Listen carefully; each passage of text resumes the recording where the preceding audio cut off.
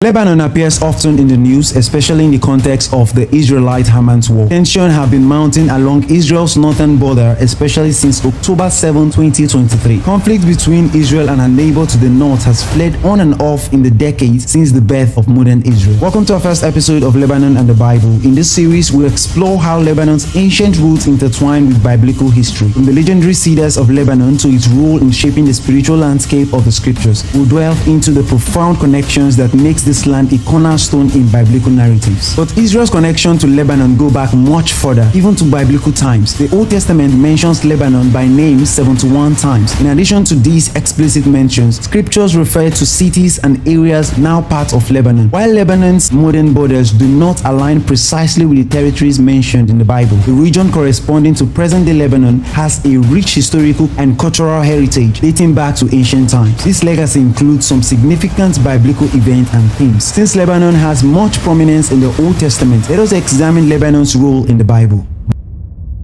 In scripture, Lebanon refers to the western mountains just north of modern Israel. It describes not a country or state like we think of Lebanon today, but rather the mountain range and its surroundings. Though this area is now part of the country of Lebanon, it is part of the land God promised the Israelites. Deuteronomy 1 verse 7, 3:25 and 11:24. The Hebrew term Lebanon comes from the root Levan, meaning white. This imaginary probably stems from the snow blanketing these mountains in winter. Just opposite this range, separated by the Valley and the Lebanon Mountains. On this side is the most well-known of these mountains, Mount Hermon. This peak alone holds great biblical significance. Abraham pursued 4 kings who kidnapped his relative Lot. He overtook them at Dan, near Mount Hermon. The difficult terrain of Mount Hermon might have slowed these kings' forces down, allowing Abraham to rescue Lot. Genesis 14, 8-16. Deuteronomy records the Israelites capturing lands as far north as Mount Hermon in its chapter 3, verse 8. Although the New Testament never mentions Lebanon by name, some key events happened at Caesarea Philippi, also known as Benias or Phineas. At Caesarea Philippi, springs from Mount Hermon fed into the Jordan River. This city, a center for worship of the Greek god Pan and the emperor, was where Peter confessed Jesus is the Messiah, the Son of the living God. Mount Hermon is most likely certain for the Transfiguration occurring on a high mountain shortly after Peter made this statement. Today, Mount Hermon lies along Israel's northeastern border and lies between Lebanon and Syria. It is Israel's highest peak and a popular skiing destination.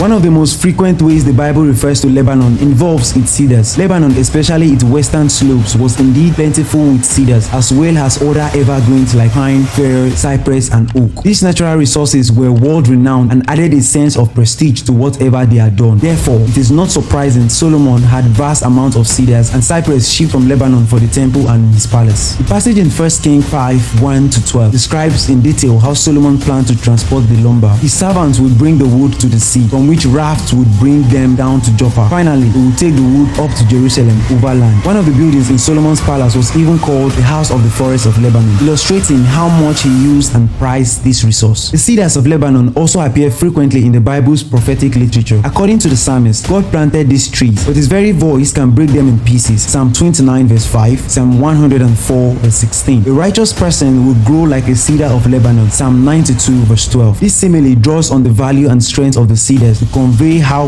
well-rooted is one who seeks to please God. In Song of Solomon, the beloved said of her love, his appearance is like Lebanon, choice as its cedars. Songs chapter 5 verse 15. This imaginary is yet another hint of how highly ancient people prized woods from the Lebanon mountains. Like Swiss chocolate or Japanese video games are today, the ancient Middle East considered wood from Lebanon to be of the highest quality. These cedars continue to attract admiration. The forest of the Cedars of God in northern Lebanon is a UNESCO World Heritage Site, recognizing this religious significance of Lebanese cedars as well as its beauty. Thank you for joining us in our first episode exploring Lebanon's biblical roots. Stay tuned as we dive even deeper into its fascinating history in episode 2. Don't forget to like, share, and subscribe so you don't miss out on the next chapter.